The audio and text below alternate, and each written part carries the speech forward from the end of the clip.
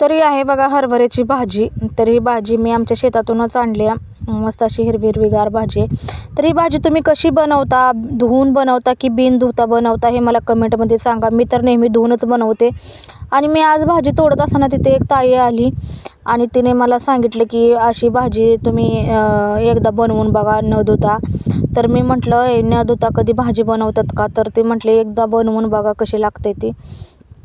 तर चला म्हटलं बघूया आज कशी लागते भाजी न धुता. तर मी बघा मस्त अशी मिरची आणि लसूण फोडणीला दिली आणि त्यावरून डाळ थोडीशी टाकली आहे मटकीची. तर तुम्ही कोणतीही डाळ टाकू शकता आणि थोडासा मोठा शेंगदाण्याचा कूटही टाकायचा आणि मस्त अशी भाजी तयार होते. आणि मी मस्त अशी भाजी तयार केली आणि म्हटलं चला आता आपण याची जरा टेस्ट करून बघूया कशी, म्हणजे आंबट लागते का कशी लागते ती. तर मस्त अशी भाजी लागली बघा. खूप छान झाली ती भाजी. तुम्हीही अशीच बनवा, न धुताच बनवा, खरंच छान लागते. तर थँक्यू ताई, तुम्ही मला न धुता भाजी बनवायला सांगितली. तर मी आता इथून पुढं अशीच भाजी बनवत जाईन. तर तुम्हीही अशीच भाजी बनवा, घरची असू द्या किंवा विकतची असू द्या, खरंच खूप छान होते. अशीच बनवत